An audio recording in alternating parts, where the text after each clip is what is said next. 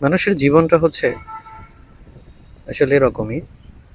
সুখ দুঃখ আনন্দ বেদনা, ভালো লাগা খারাপ লাগা, ভালো থাকা খারাপ থাকা সবকিছু মিলিয়েই হচ্ছে মানুষের জীবন।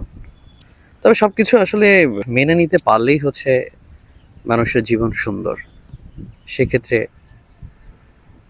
সবচেয়ে বড় যেই জিনিসটা ভূমিকা রাখে মানুষের জীবনে, সেটা হচ্ছে ধৈর্য। ধৈর্য হচ্ছে এমন একটা জিনিস যা আপনাকে বাঁচতে শেখাবে, বেঁচে থাকার আশাকে জাগ্রত রাখবে, যেটি প্রতিটি মানুষের আসলে থাকা উচিত। কারণ আমাদের মস্তিষ্ক বা আমাদের মন মানসিকতা, আমাদের যে গুণাবলী যেটাই বলি না কেন, সবকিছু ইনস্ট্যান্ট, তৎক্ষণাৎ পেতে চায়। এই পৃথিবীটা হচ্ছে সবকিছু ইনস্ট্যান্ট আপনাকে দিবে না। সৃষ্টিকর্তা আপনাকে ইনস্ট্যান্ট কোনো কিছুই দিবে না। হ্যাঁ দিতে পারে, তবে অধিকাংশ আপনাকে ধৈর্য অবলম্বন করতে হবে। এজন্য ধৈর্যের যে একটা সীমা আছে, আমাদের প্রত্যেকটা মানুষের ভিতরে একটা সীমা আছে। কারো সীমাটা খুবই কম, কারো সীমাটা হচ্ছে খুব বেশি, কারোটা হচ্ছে মাঝামাঝি। তবে আমি ব্যক্তিগতভাবে মনে করি যে প্রতিটা মানুষের ধৈর্যের যে একটা অনুশীলন, প্র্যাকটিস, এটা করা উচিত।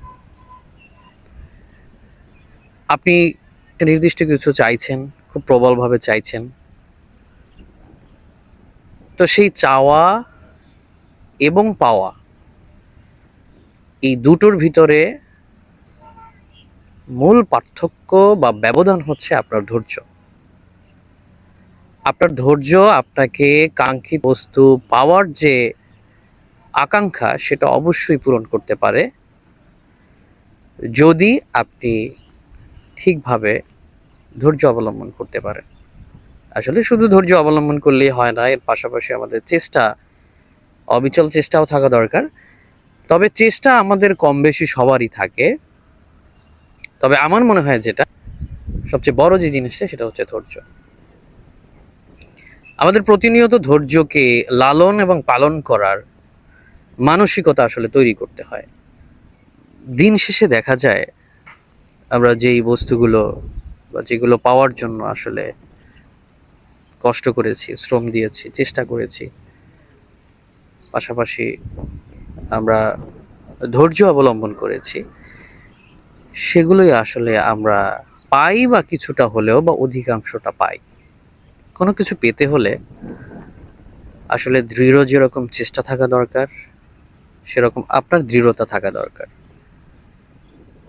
আপনার যদি ভিতরে ধৈর্য না থাকে, আলটিমেটলি আসলে আপনি কিছুই পাবেন না। কেন পাবেন না আমি আপনাকে বলি। ইচ্ছে করছে, আপনার ধনী হতে ইচ্ছে করছে, অনেক টাকার মালিক হতে ইচ্ছে করছে, অনেক সম্মান পাওয়ার যে একটা মানসিকতা, সেটা তৈরি হয়েছে।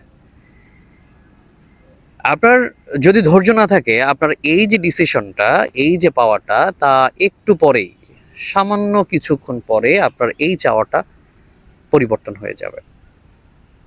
নতুন একটা আশা জাগবে, নতুন একটা চাওয়া বা আকাঙ্ক্ষা জাগবে।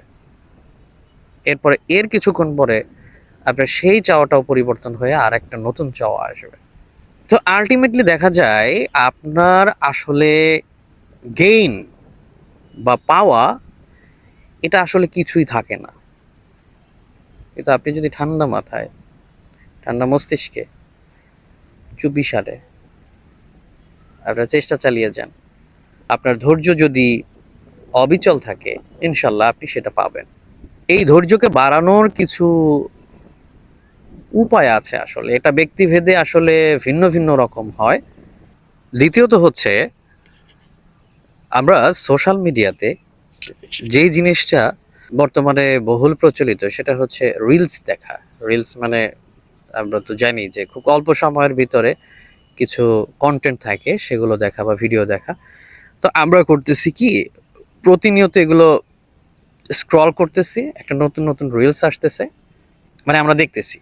এতে হচ্ছে আমাদের ভিতরে, আমাদের মস্তিষ্কে এই প্র্যাকটিসটার কারণে আমরা প্রতিনিয়ত আমরা স্ক্রল করতেছি, এবং নতুন নতুন ভিডিও আসতেছে, নতুন নতুন সিচুয়েশন আমাদের সামনে আসতেছে। এটা কিন্তু আমাদের মানবিক জীবনে সবচেয়ে বড় প্রভাব ফেলে ধৈর্য কমানোর ক্ষেত্রে। আমাদের যে ধৈর্যটা আছে, যে সীমাটা আছে, সেটাও আলটিমেটলি অনেক অনেক অনেক পরিমাণে কমিয়ে দিচ্ছে এই রিলসগুলো। আমরা সবাই কম বেশি দেখি, ঠিক আছে। তবে আমার মনে হয়, আমি যেটা বুঝতে পেরেছি, যে আমাদের এই যে মানসিকতাটা বেশি রিলস দেখা, এই রিলস দেখাটা আমাদের জীবন থেকে সবচেয়ে বড় যে অবলম্বন, সেটা হচ্ছে ধৈর্য। সেই ধৈর্যকে কেড়ে নিচ্ছে। তো আমাদের এই প্র্যাকটিসটা থেকে আসলে বের হয়ে আসা উচিত। হ্যাঁ, আমি বলবো না, না দেখার কথা বলবো না। তবে সেক্ষেত্রে আপনি যদি লেন্দি কিছু দেখেন, যেমন একটা নাটক, একটা মুভি, শেখার জন্য, বা হচ্ছে ওয়াজ মাহফিল, গজল, সেগুলো আপনি দেখতেই পারেন। আমার মনে হয় সেই প্র্যাকটিসগুলো আমাদেরকে ধৈর্য শেখাতে সহায়তা করবে। তৃতীয়ত আমার কাছে যে ব্যাপারটা মনে হয়, সেটা হচ্ছে নিজের যত্ন নেওয়া সর্বোপরি। তো নিজের যত্ন আমি কিভাবে নিব? নিজের যত্ন নেওয়ার অনেকগুলো উপায় আছে, যেরকম আপনি নিয়মিত ব্যায়াম করা, পুষ্টিকর খাবার গ্রহণ করা। আমাদের মস্তিষ্কটা কাজ করতে করতে, বা আমাদের বাসায় থাকতে থাকতে, একটা বদ্ধ পরিসরে থাকতে থাকতে, আমাদের মস্তিষ্কটা খুব হেজি হয়ে যায়। যে নতুন কিছু ভাবনা, নতুন কিছু চিন্তা ভাবনা, এগুলো খুব কম আসে, এবং ধৈর্যের লেভেলটা অনেক কমে যায়। তো যথাসম্ভব, আমি আপনাকে বলছি না অনেক দূরে দূরে যেতে হবে, আপনার আশেপাশে বা খুব কাছাকাছি বা দূরে যান, যেখানেই যান না কেন, ভ্রমণ করা। তো সর্বোপরি এরকম আরো অনেক বিষয় আছে, এটা যদি আপনি নিজেই খেয়াল করেন, আপনার ভিতরে আপনি ফিল করতে পারবেন এই ব্যাপারগুলো, এবং আপনার আসলে কি কি প্রয়োজন, এটা আপনি খুব ভালোভাবে ফাইন্ড আউট করতে পারবেন। তবে আমার কাছে যে কয়টা পয়েন্ট মনে হয়েছে, সেই কয়টা পয়েন্ট আমি বললাম, আপনাদের সাথে শেয়ার করলাম।